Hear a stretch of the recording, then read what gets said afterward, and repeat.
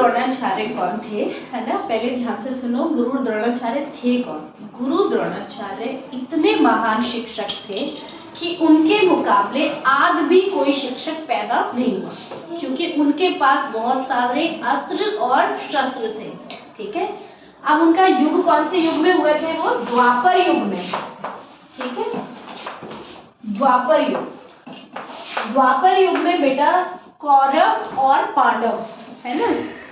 कौरव और पांडव, ठीक है, एक ही राजा के दो संतान। लेकिन पांडवों के वो महाराज पांडु थे, उनकी कम उम्र में मृत्यु हो गई थी। वो बड़े थे, उनको राजा बनना था। तो जब वो राजा नहीं बन पाए, उनकी जल्दी मृत्यु हो गई थी, तो कौरवों के कौन थे? धृतराष्ट्र। ठीक है, धृतराष्ट्र जो आंखों से अंधे थे, उनको राजा बना दिया गया। ठीक है, अब कौरव और पांडव दोनों के जो वो थे पितामह, भीष्म पितामह, जिनके बारे में आपने काफी सुना होगा। ठीक है, वो वचन दे चुके थे कि वो राज्य नहीं करेंगे, सिर्फ जो राज कर रहा हो उनकी सेवा करेंगे, उनके सहयोग में रहेंगे। ठीक है, फिर क्या हुआ, जब धृतराष्ट्र आंखों से अंधे थे, है ना, तो जब राजा इनको नहीं बनना था, तो कौरवों का जो सबसे बड़ा पुत्र था, कौन था? दुर्योधन। ठीक है, इनके धृतराष्ट्र के 100 पुत्र थे। तो दुर्योधन जो था वो हमेशा पांडवों से विरोध करता था। लेकिन अब इन्हीं के राज्य में जो गुरु थे, कौन थे? गुरु द्रोणाचार्य। गुरु का कर्तव्य क्या होता है ना बेटा? जो राजा का राजकुमार होता है उसको सर्वश्रेष्ठ बनाना, ये गुरु का कर्तव्य होता है। ठीक है, गुरु द्रोणाचार्य का ये कर्तव्य था।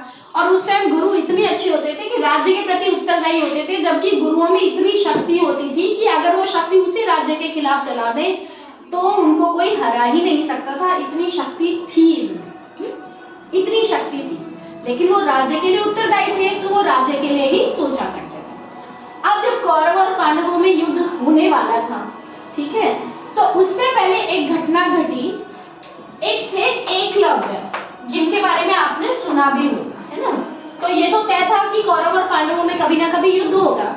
तो गुरु द्रोणाचार्य को गुरु मानते थे एकलव्य, लेकिन वो उनके शिष्य नहीं थे, क्योंकि ये जो गुरु थे वो तो राज परिवार के बच्चों को ही सिखाएंगे, और एकलव्य राज परिवार का बच्चा नहीं था। ठीक है, तो एकलव्य क्या करता था? गुरु द्रोणाचार्य की प्रतिमा बनाकर और उनको ही गुरु मानकर क्या करते थे? प्रैक्टिस किया करते थे तीर चलाने की। और वो इतने पारंगत हो गए कि वो अर्जुन से भी आगे थे। अर्जुन का नाम सुना है सबने? सुना है ना? अर्जुन कौन थे? उस युग के सर्वश्रेष्ठ धनुर्धर। तो जब एकलव्य आगे निकलने लगा, और गुरु द्रोणाचार्य का कर्तव्य क्या था कि अर्जुन को सर्वश्रेष्ठ धनुर्धर बनाना, क्योंकि धर्म के लिए युद्ध तो होगा, और युद्ध में जीतेगा कौन? जो सर्वश्रेष्ठ होगा। सर्वश्रेष्ठ मतलब जो सबसे ज्यादा होगा, है ना? तो गुरु द्रोणाचार्य ने क्या कहा एकलव्य को कि आप मुझे राइट हैंड का थंब दे दो। एकलव्य ने कहा कि आप गुरु दक्षिणा मांग सकते, गुरु दक्षिणा गुरु जो चाहे वो देते हैं। तो द्रोणाचार्य ने क्या किया? एकलव्य से उनका अंगूठा मांग लिया, क्योंकि जब ये थंब नहीं होगा तो तीर नहीं चलेगा, और तीर नहीं चलेगा तो अर्जुन ही सर्वश्रेष्ठ रहेंगे फिर, है ना? तो ऐसा उन्होंने किया। इसको पॉजिटिव लीजिए, नेगेटिव नहीं। ऐसा उनको करना पड़ा, किया नहीं, उनको करना पड़ा, क्योंकि वो वचनबद्ध थे अर्जुन को सर्वश्रेष्ठ धनुर्धर बनाने के लिए।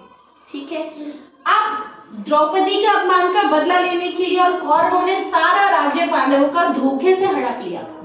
ठीक है, और दूसरी चीज, द्रौपदी जो इन पांडवों की पत्नी थी, उनका अपमान जो एक कौरव का राजकुमार था दुर्योधन, उसने कर दिया था।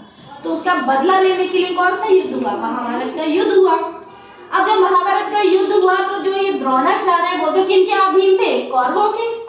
कौरवों के तो अधीन थे, है ना? कौरवों के, क्योंकि उस टाइम राजा कौन बन गया था? दुर्योधन। और पांडव बेचारे बनवासी हो गए थे, तो अपना राज्य वापस पाने के लिए पांडवों को तो युद्ध करना पड़ रहा था।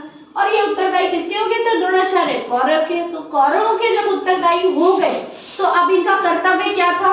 अर्जुन को मारना, क्योंकि अगर अर्जुन को नहीं मारेंगे तो वो इनको भी जय नहीं दिला सकते।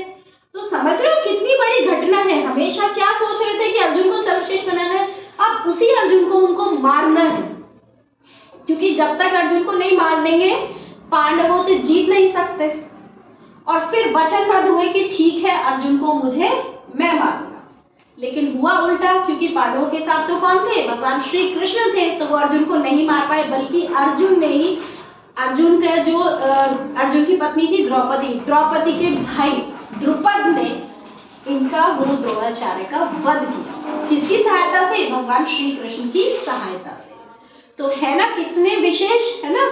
इन्होंने अर्जुन को जितनी विद्याएं सिखाई थी उतनी अपने स्वयं के पुत्र अश्वत्थामा को भी नहीं सिखाई थी। इतने ग्रेट थे ये, जितनी विद्याएं इन्होंने अर्जुन को सिखाई थी। किस लिए, क्योंकि राज्य में सर्वोपरि मानते थे, मतलब राजधर्म को सर्वोपरि मानते थे, राजा के उत्तरदायी। आज भी ऐसा ही होता है, अगर मान लीजिए प्राइम मिनिस्टर पे अटैक हो रहा हो तो जो उनके सिक्योरिटी गार्ड हैं, जो उनके सेवक हैं, वो अपने परिवार को बचाने नहीं जाएंगे ना, सबसे पहले प्राइम मिनिस्टर को बचाएंगे। आज भी तो ऐसा ही होता है। तो वही व्यवस्था तब थी। आज भी आपको देखना है कि जैसे प्राइम मिनिस्टर प्रेसिडेंट से उनसे मिलने आप डायरेक्टली नहीं जा पाते, पहले आपको उनके अंगरक्षकों से गुजरना होता है, कितने सारे प्रोसीजर हैं वो पूरे करने हैं। और सबसे बड़ा धर्म क्या हो जाता है कि प्राइम मिनिस्टर की सिक्योरिटी या प्रेसिडेंट की सिक्योरिटी सर्वोपरि है। वही चीज तब हुआ करती थी, तो उन्होंने वही किया जो उनका कर्तव्य था। मतलब उनमें इतनी शक्ति होते हुए भी उन्होंने राजधर्म हमेशा निभाया। ठीक है, तो ऐसे थे। यानी कहने का मतलब क्या है कि आप जिस फील्ड में रहो, जो भी आपका काम है, सबसे पहले आपको वो करना है, बाकी चीजें बाद में आती है। That's it.